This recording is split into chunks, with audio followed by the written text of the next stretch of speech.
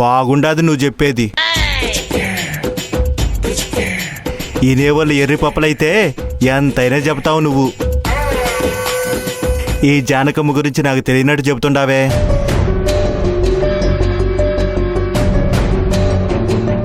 టీవీలో వార్తలు చదివే యాంకరమ్మలాగా నువ్వెన్ని చెప్పినా నేను నమ్మను. ఎందుకంటే ఈ జానకమ్మ మంచి పనులు చేసే మనిషే గాని అట్లాంటి పనులు చేసే మనిషి కాదు.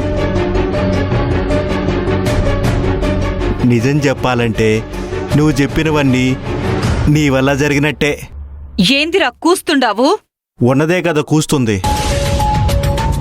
నీతో నిశ్చితార్థం కాక మునుపు నుండే ఈ ప్రతాపు జానకమ్మ ప్రేమించుకుంటున్నారని నీకు తెలుసు కదా.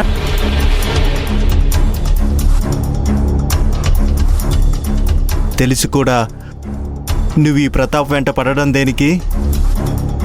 కక్ష కట్టి నిశ్చితార్థం దాకా పోవడం దేనికి?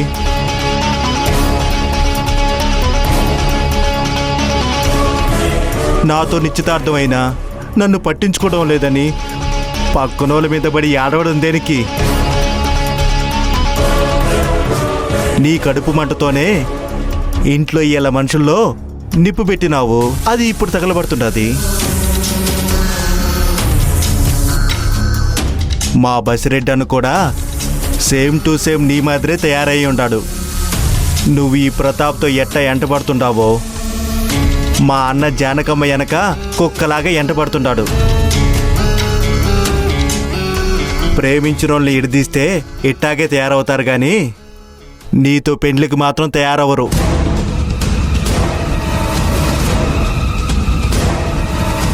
నువ్వెన్ని పొలాలు పెట్టినా ప్రతాప్కు మాత్రం పెండ్లాని గాలేవు.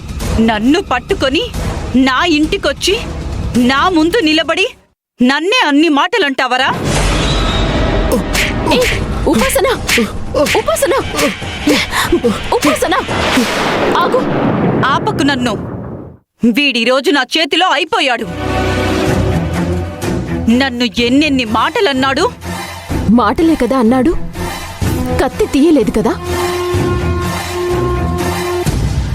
నిన్ను నోటికొచ్చినట్టు అంటే నువ్వు మాట్లాడు, చెయ్యెత్తి కొట్టడం కాదు. ఓహో అట్టాగా. అంటే ఏంటి? వాడు నన్ను అంత మాటన్నా నా దగ్గర సమాధానం లేదనే కదా? లేదా నేను మాట్లాడలేననా? నేను మాట్లాడేది వాడు వినాలా, నువ్వు వినాలా? అయితే చెప్తా చూడు. వాడికి చెప్తాను, నీకు చెప్తాను, సరిగ్గా విను. నువ్వు మా బావ ప్రేమించుకుంటున్నారు, అది నాకు సంబంధం లేదు. నేను మా బావను ప్రేమించేది, అదే నాకు లెక్క. మీరు ప్రేమించుకుంటుంటే నేను మధ్యలో వచ్చానంటున్నాడు. అది నిజం కాదు. నేను చిన్నప్పటి నుండి మా బావే నా మొగుడు అనుకుంటుంటే అడ్డుగా దాపరించింది నువ్వు.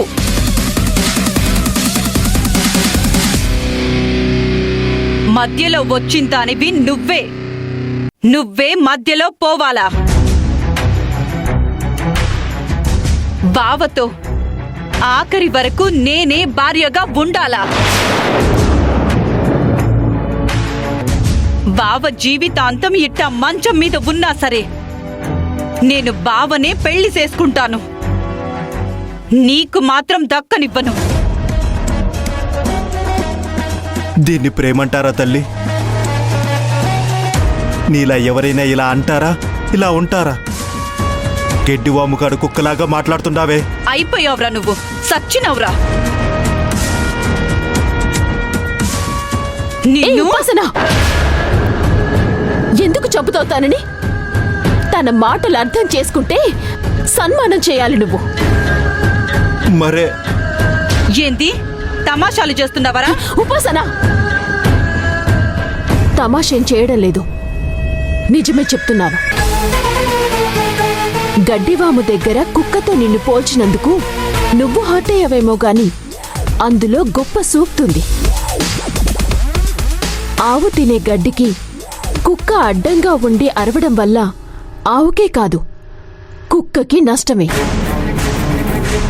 ఎందుకంటే కుక్క కుక్క గడ్డి ఎప్పటికీ తినలేదు కదా. మరి నువ్వు కుక్కలా కాపలా కాసి అరిచి అంత చేసి ఎవరికి లాభం? ఏం లాభం? ప్రతాప్ నాకు దక్కాలని నేనీ మాట నిన్ను అనడం లేదు. ప్రతాప్ నాకు దగ్గర కాకపోయినా నీకు మాత్రం దగ్గర కాడు అన్న నిజాన్ని తెలుసుకోవాలని చెప్తున్నాను. ఓ కథలా? కథలు బాగా చెప్తున్నావే. ఇట్లాంటి పుండికూర కథలు మీ సిటీలో చెప్పుకో, చెల్లుతాయేమో, సీమలో కాదు. నేను సీమ బిడ్డని.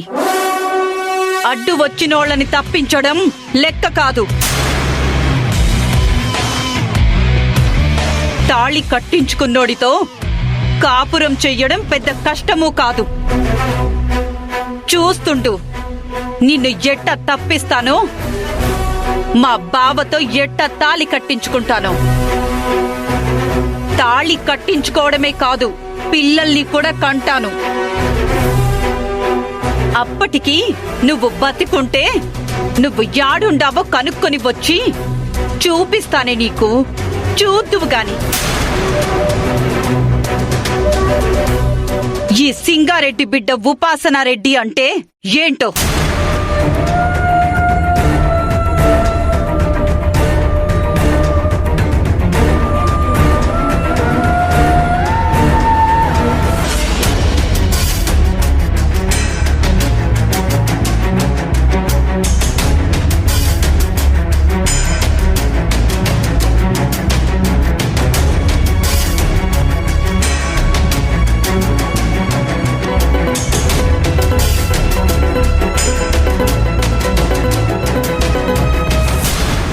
చెప్పమ్మా. రే, యాడుండవురా? ఎందుకమ్మా? ఏమై ఉండది? రే, ఇక్కడ పెద్ద గొడవైందిరా.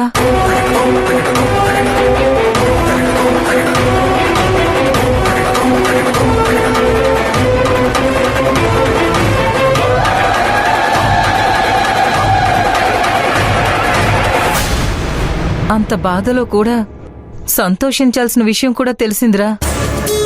ఏందమ్మా అది? నేను జానకిని వెంటనే చూడాలరా. నా కోడల్ని చూడాలనిపిస్తోంది. ఏందమ్మా నువ్వు అనేది? ఎందుకంటావేంద్రా?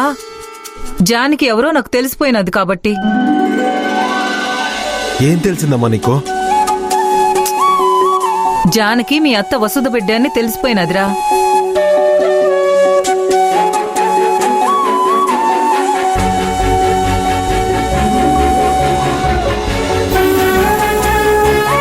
నీకెట్ట తెలిసిందమ్మా? ఎవరు చెప్పారు? మీ నాయనమ్మే చెప్పింది.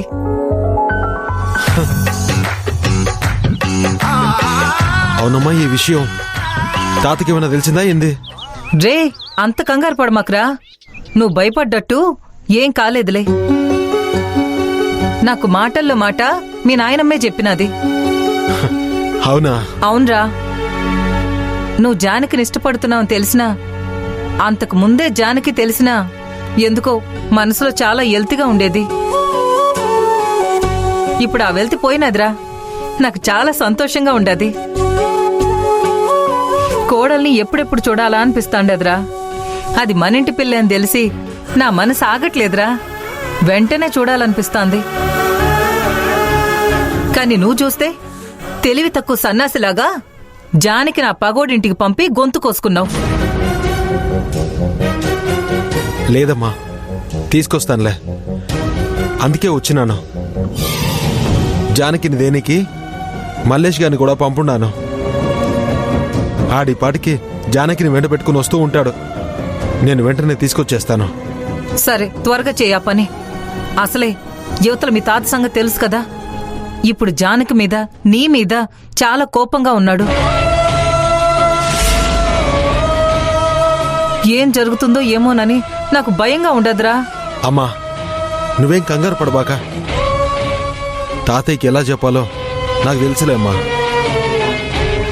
ఉంటాను, నువ్వు జాగ్రత్త. సరేరా, జాగ్రత్త.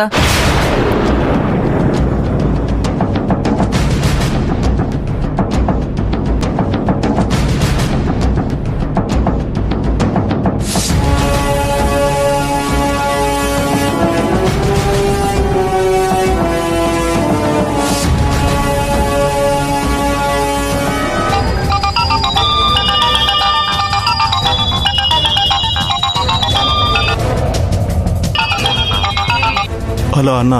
రే ఏందిరా, తోలుకు రమ్మని పంపితే నువ్వు ఆడుండిపోయినావేంది? ఏమైనాది? ఏమైందంటే ఏం చెప్తానన్నా, ఇక్కడ చిత్ర విచిత్రమైన సినిమాలన్నీ జరుగుతూ ఉంటాయి.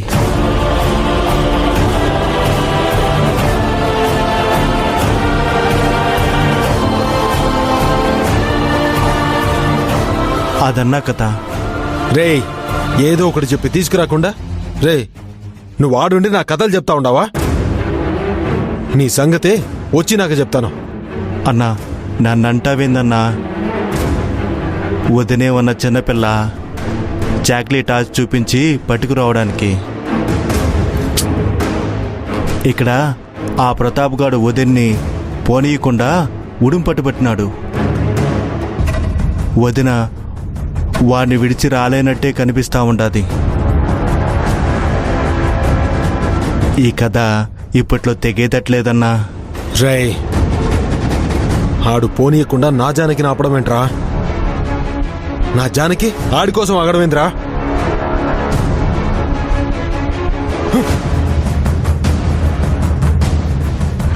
నేను మొదటి నుంచి చెప్తా ఉంటా అన్నకి. అన్నేమో ఆశపడతా ఉంటాడు. అన్న ఆశలన్నీ అడియాసలే. ఎప్పుడు తెలుసుకుంటాడో ఏందో.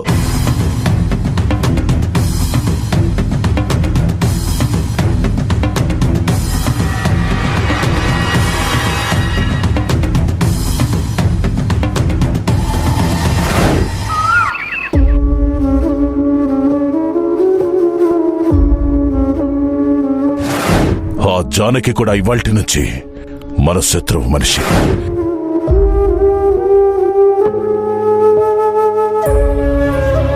అమ్మ వసుధా, వసుధా,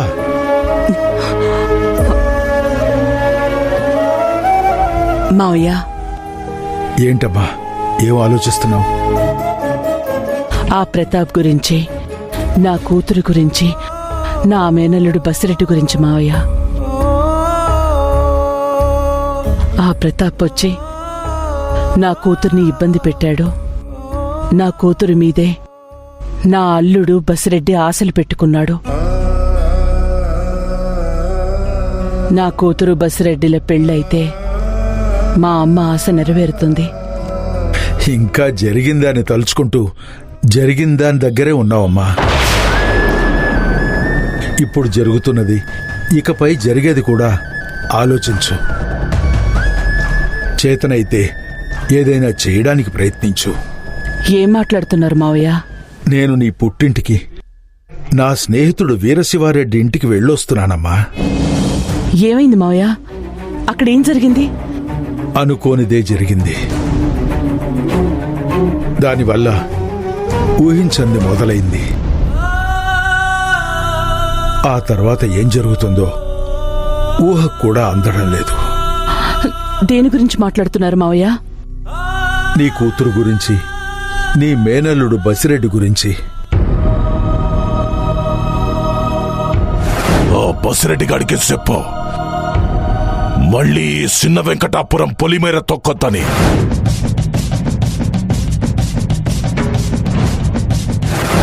మళ్ళీ గడప తొక్కాడంటే నేనాడి కుతిక మీద కాలేసి తొక్కి చంపేస్తాను. జానకియా? జానకెవరో? ఆ పిల్లకు ఇంటికి సంబంధం ఏంటి?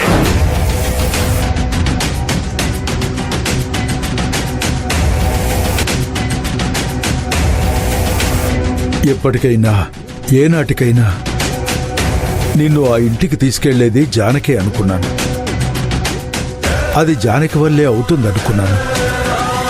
కానీ ఇప్పుడు జానకి చేసిన పనికి జానకి ఆ ఇంట్లో చోటు పోయే పరిస్థితి వచ్చిందమ్మా. ఇక నిన్నెలా తీసుకెళ్తుంది? నిన్ను మీ నాన్నని ఎలా కలుపుతుంది? జానకి ప్రతాప్ పైన ప్రేమ ఉందేమోనని మీ నాన్న అనుమానపడుతున్నాడు. చెప్పిన వాళ్ల మాటను బట్టి అదే నిజమేమో. నేను మనవరాలనుకున్న పిల్ల నా శత్రు వారసుణ్ణి ప్రేమిస్తుందన్న కోపంతో ఉన్నాడు. ఆ విషయంలో బసిరెడ్డి ఎన్ని చెప్పినా, మీ అమ్మ ఎంత చెప్పినా, ఎవరెన్ని చెప్పినా వినే పరిస్థితుల్లో లేడమ్మా మీ నాయన. దానికి తగ్గట్టు బసిరెడ్డి ఆ ఊరికి వెళ్ళటం వల్ల వాడి మీద పీకల దాకా కోపం మీద ఉన్నాడు. నీ కూతురు ఎందుకు ఇట్లాంటి పరిస్థితుల్లో అట్లాంటి నిర్ణయం తీసుకొని పగోడింటికి పోయినాదో నాకైతే అర్థం కావటం లేదమ్మా.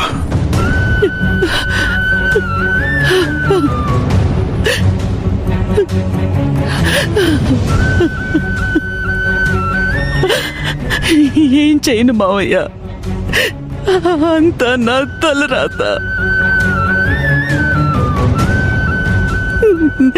దాని కర్మ. దాన్ని ఆ ఇంటికి పంపే ముందు ఆ రామసుబ్బారెడ్డి వచ్చాడు. వాడి కొడుకు చావు బతుకుల మధ్య కొట్టుమిట్టాడుతున్నాడని కాళ్ళు పట్టుకుని ఏడ్చాడు. అది చూసి ఇది కరిగిపోయింది. పిచ్చి పిల్ల పాపమని ఒకసారి పోయేస్తా అన్నది. నేనే తిట్టి మా అమ్మ వాళ్ళింటికి పంపాను. కానీ ఆ బసిరెడ్డి నేను ఏడుపు చూడలేక ఇది అడిగిందని అడ్డు చెప్పాల్సింది పోయి దాన్ని పొలిమేరన ఈడ్చిపెట్టి వచ్చాడట. తప్పు జరిగింది. ఇలా జరుగుతుందని నాకేం తెలుసు మావయ్య. జానకి బసిరెడ్డిలు నా పుట్టింటికి చేరుకునేదాకా వెంట నేను వెళ్ళినా బాగుండేది. ఏడవకమ్మా, ఇప్పుడు ఏడ్చి ఏం ప్రయోజనం లేదు. జరిగింది చూసి అవతల మీ అమ్మ ఏడుస్తుంది. ఆ ఏడు పాపే ప్రయత్నం ఏదైనా చేసే అవకాశం ఉందేమో చూడమ్మా. ఏం చేయమంటావు మావయ్య? వీలైనంత త్వరగా జానకిని ఆ పగోడింటికాడి నుంచి పిలిపించు. ప్రతాప్ గాడు చస్తాడన్న జాలితో వెళ్ళిందో, లేక ప్రేమించినవాడు చావకూడదన్న ప్రేమతో వెళ్ళిందో, ముందు నీ కూతురు మనసులో ఏముందో కనుక్కో. ఎందుకంటే 20 ఏళ్ల కింద నువ్వు చేసిందే నీ కూతురు చేస్తే నీ విషయంలో జరిగిన రక్తపాతమే నీ కూతురు విషయంలో మళ్లీ జరుగుతుంది.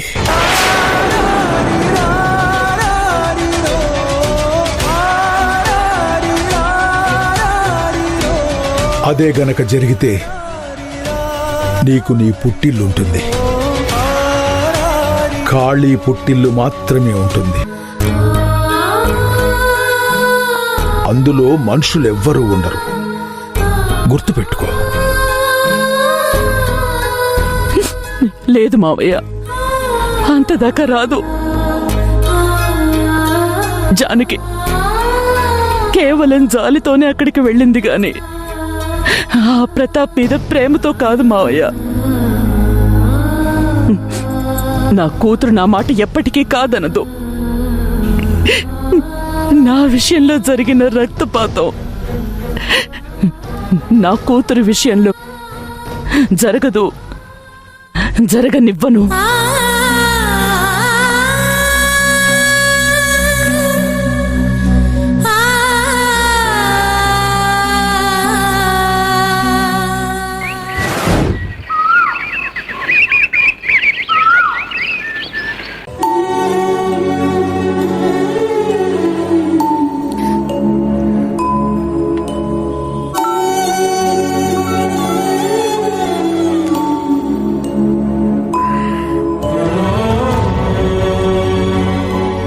సుబ్బారెడ్డి గారు, ఇక మీరు భయపడాల్సిన పని లేదండి.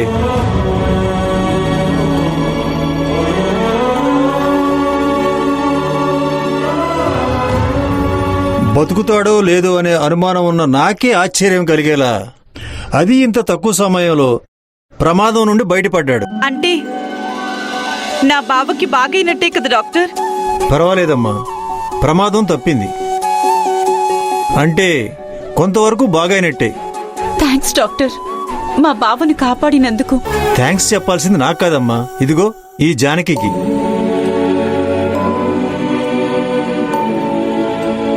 ఈ అమ్మాయి రాబట్టే మీ బావ బ్రతికాడు, బయటపడ్డాడు. ఈ అమ్మాయి రాకపోతే నా మందులు పనిచేసేవి కాదు, నేను చేసేది ఏమీ ఉండేది కాదు.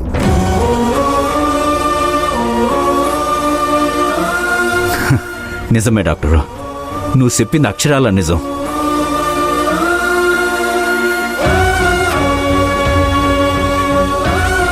ఈ తల్లి రాబట్టే ఈయన్ని ఇయ్యాల సోత్సా ఉన్నాను.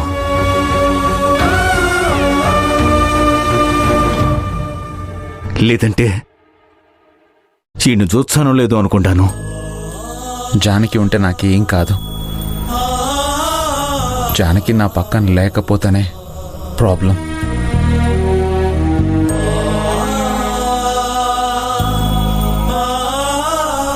ఎందుకంటే నా ప్రాణం నా వద్ద లేదు నాన్న, తన వద్దే ఉంది.